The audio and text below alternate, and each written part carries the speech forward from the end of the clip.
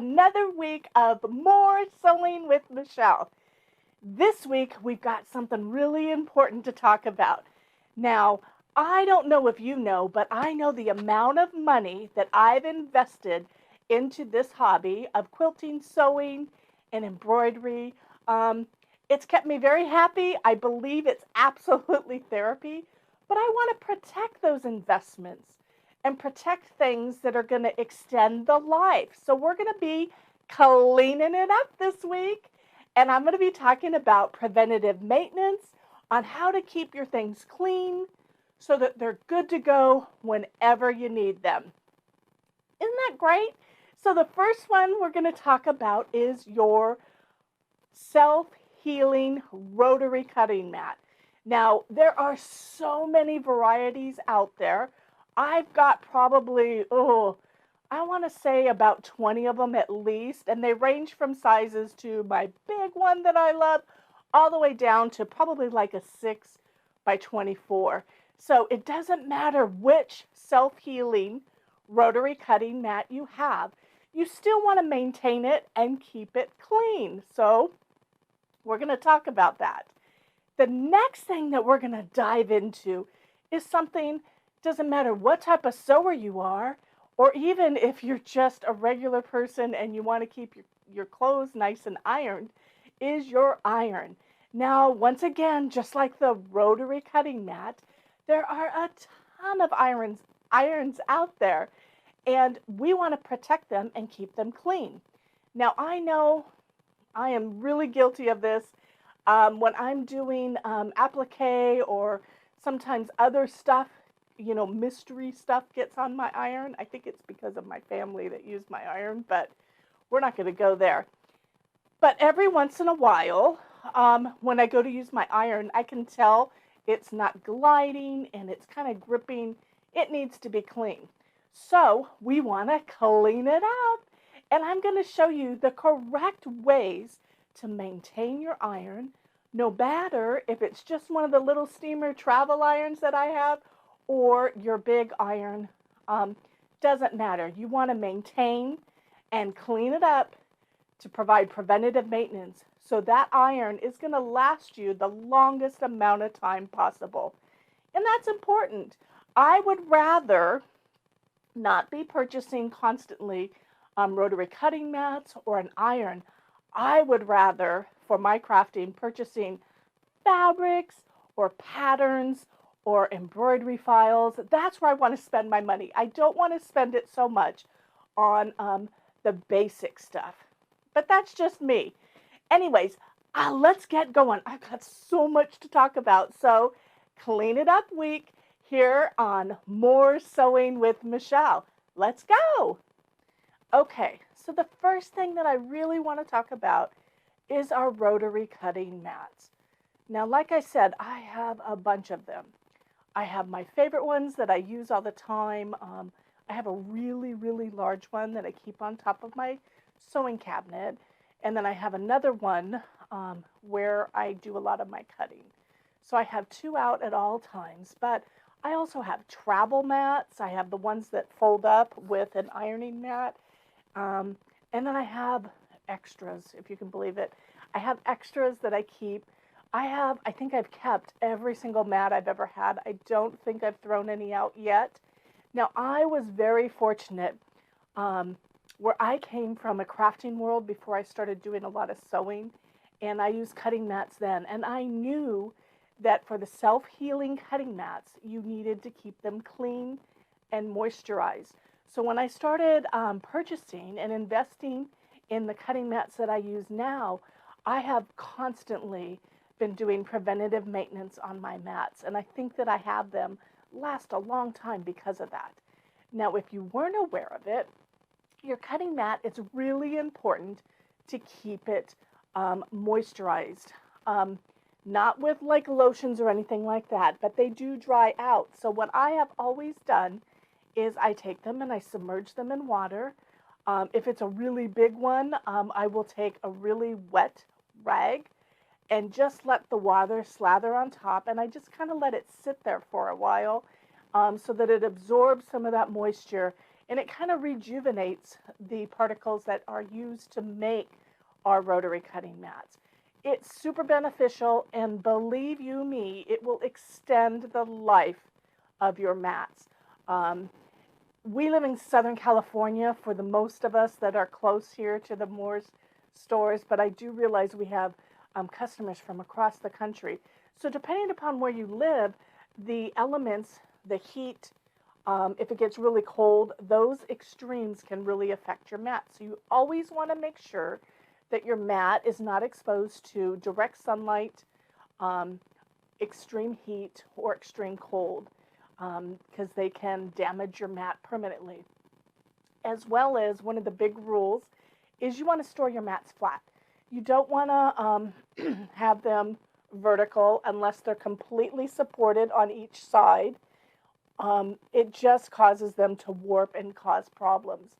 And depending upon what type of cutting mat you have, you just want to make sure that it's flat all the time. Now, the one that I use now, I can actually roll it up and it'll go flat. It will restore to its original flat shape. But if I had to expose it to extreme heat and kept it rolled for a very long time, it would be difficult for it to get back to that original shape. So you want to take time, make sure your mat's stored correctly at all times to help it prolong its life too. With that said, though, you want to also make sure that when you're not using it, you don't put it with, say, like you're something under it, because that can cause a bubble.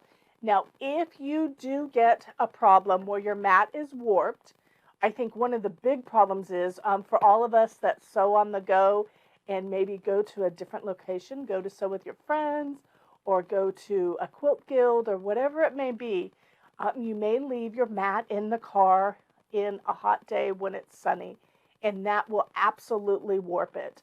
So if that happens to you, you don't necessarily need to throw it out right away. What you can do is try using a hot iron and heat up the mat, a large area, not just the one area where your mat's warped, but heat up a large area and then apply a lot of pressure on top. Do that several times. It's not going to necessarily get it back to the complete flatness on the first time, but if you do that repetitively over the period of one day, there's a good chance that you can get that mat almost back to its flat size. So don't necessarily come out to your car, see it's warped, and toss it. Give it a chance. Give it some CPR and see if you can get it back to the original shape, because we all know once that mat is warped and out of shape, it's really hard to cut a straight line on it, because you end up with, it's like skiing down moguls. It's really hard to go straight. So we want to maintain our mats at all costs with preventative maintenance. Now, one of the things that is really important, I'm sure we've all been there.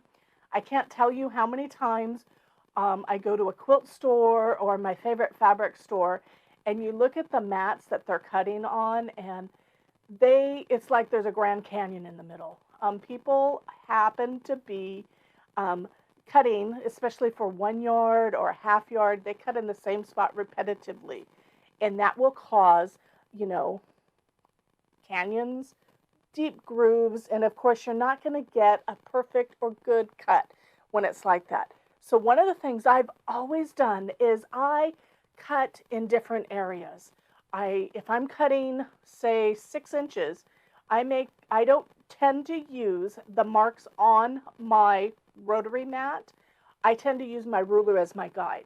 And I like to cut at angles so that I'm not cutting across those straight lines, which I use religiously to measure things. And I don't want those lines going away. And repetitive cutting can cause those lines to wear out. So just a little tip here. Don't cut in the same spot every time. Move your mat around. Flip it over if it has 2 sides. And rotate where you're cutting at all times. And that's going to extend the life of your mat. And to me, it's a form of preventative maintenance. So super good tip there, and one that I know I've mentioned in my classes and everyone's like, wait, I never thought of that. But the more you use in one spot, you're just going to wear out that spot. So share your cutting across your mat all the way around, and that'll help extend the life of it. Another thing that's really important, and most people don't think of this because I'm guilty of it all the time, is your rotary cutter, the actual blade. You really want to make sure that the blade you're using is sharp. If you're using a dull blade, what that means is you're going to push down harder to make that cut, and what that's going to do is damage your mat. You want to be able to, when you're using your rotary cutter, glide it across your mat, and it's going to cut flawlessly. You don't want to put a lot of pressure because that's going to, like I said, it's going to make your mat wear out sooner. So keep sharp blades in your rotary cutter at all times. And I need to come up with some formula because I'm guilty of it, where I get done and I've been using it for a long time and I don't have any idea. So I'm thinking of maybe putting the date on the blade or something. I need to come up with something because every once in a while I do find myself like, why is it so hard to cut this? And I'm like, oh, the blade. So figure out whatever way you want, but you want to use a sharp blade, and that will extend the life of your mat. And we all know, if you look at the big picture here, the cutting mat, costs way more than these blades. So we want to protect the mat and use these. These are a consumable that you need to purchase constantly, and just make sure that you're stocked up on those blades. Now, another thing when you're cutting, we've all been there. How many people have cut minky fabric? Not only does it turn your house, your clothing, your mouth, your hair, everything, minky goes flying everywhere, but it gets embedded in your mat. And that's what I want to show you next. It doesn't matter what type of fiber you're using.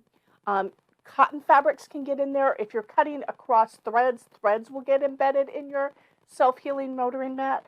One of the biggest problems I have is batting. I try to always cut my batting with my scissors when I'm cutting it off the bolt.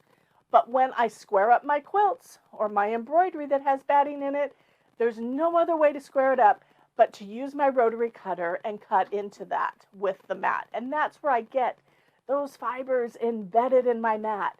So I'm going to show you my mat, and we're going to talk a little bit more about clean it up. And we're going to clean up my rotary cutter mat.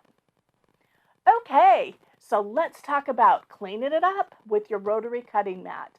One of the things that has been wonderful for me is when I've been doing research for what to show you guys, coming across something that is a game changer for me.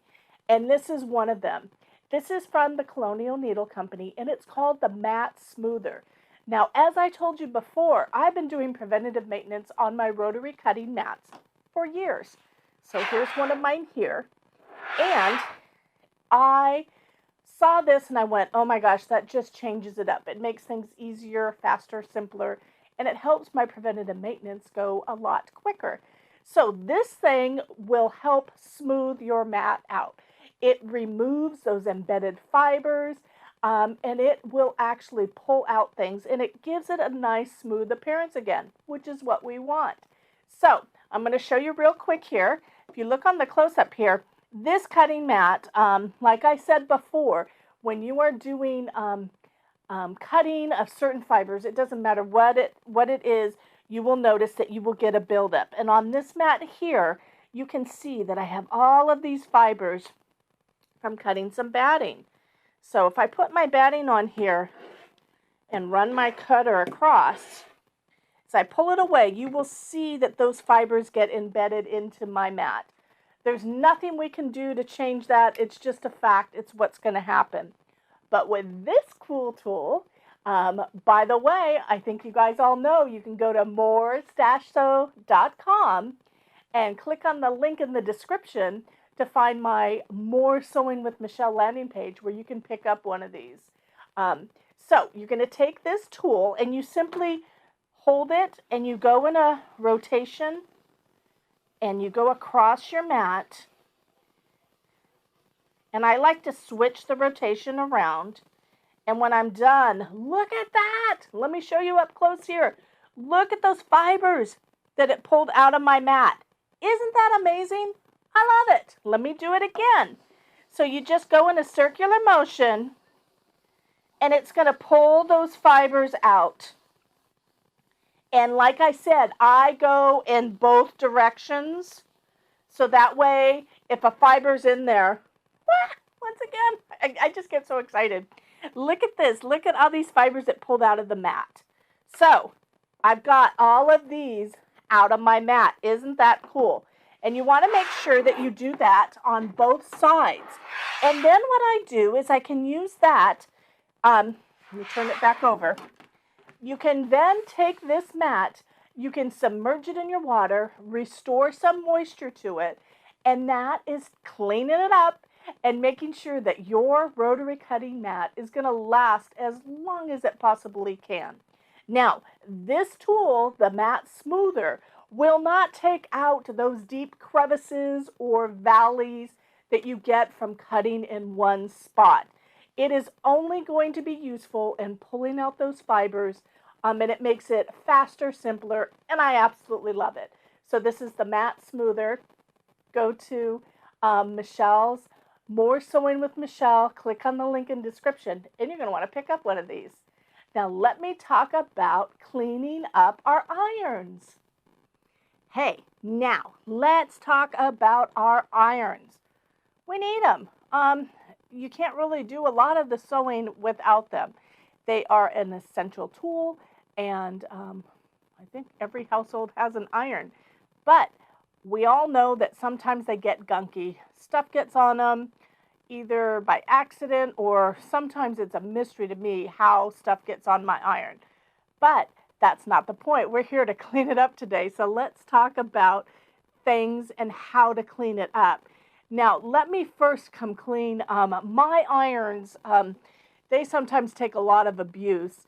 I know that 2 different times my iron had fallen off of the ironing board when my son was vacuuming in our bedroom, and it got smashed on top of our carpet, and it sat there. And this particular iron, if it's flat, it's on. And I actually have downstairs in my my sewing room, I have iron marks in my carpet. So take care of your iron. Make sure your iron is put in a place where it's not going to fall down, and make sure that you have it on a stable area, that you turn it off when you're not using it. And I always like to make sure that mine's stored upright, but we all know that there's many different types of irons out there. You know, there's the ones with hydraulics, there's little ones. My little steamer is literally one of my favorite little irons here, and this one has had so much abuse. I was teaching in a class once, and one of the ladies forgot and left my iron on top of a plastic mat that completely melted on that. And I took a long time to get it clean. But back then, I didn't have this wonderful iron, the Bo Nash iron cleaning sheets. So I'm going to show you how to use those today. So let's pan to my dirty iron here. Let me show you the close-up. And you can see this thing has somehow gotten attached to something, and there's just marks all over the tops of it. My little iron has a little bit of marks too, so I'm going to clean them up. Now, let me show you how these work. Basically, you're going to take it out of your package, and I'm going to grab one of the cleaning sheets. I have set up, it says to use a paper towel, but I like using an actual like washcloth. I think it gives it a little bit more grip. You're going to open up one of the cleaning cloths. You're going to have your iron turned on to a medium setting for a minute. And then from there, what you're going to do once it's up and running, let me give you a demo with my little steamer here. You're going to take that iron and you're going to slide it over the edge on the cleaning sheet and over the edge, and you just go back and forth and back and forth and back and forth. And I stop and look, and ooh, it's so clean. It's shining now. So this one wasn't that dirty. This is my really dirty one. So this one, let me look at my watch. Yep, we're good. So you're going to take that, and we're going to do it the exact same way. You're going to take your iron, you're going to have it at an angle, and then I just rub. And I like to get all the different areas rubbing. I turn this sheet over so that I make sure that I'm getting the best use out of it. Now you'll notice as you're doing it, it gets a little, it's almost like there's a little bit of a liquid. Ooh, it's coming clean. There's a little bit of a liquid that gets onto the iron. I don't want to touch it because it's hot. But you just keep going, keep sliding it back and forth. And, let me turn it over one more time. There's one little spot here. And I'm just rubbing back and forth over the edge. And the edge is really important because it gives it that pivot area. And wow, yay! I've got a clean iron. Isn't that great?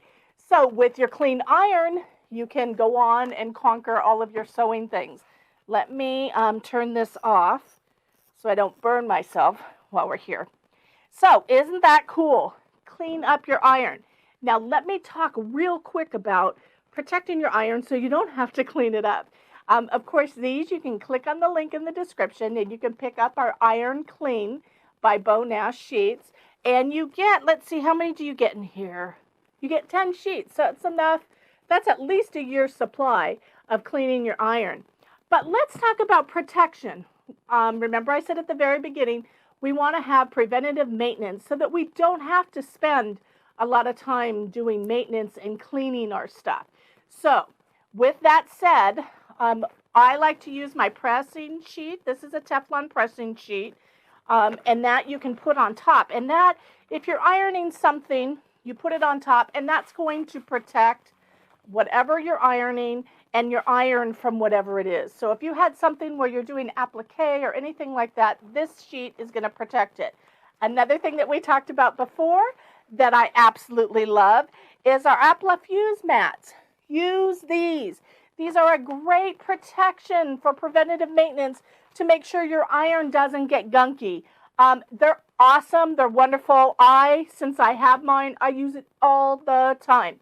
And like I said, it's a great protection to make sure that your iron doesn't get fused with anything it shouldn't. But this is double duty here.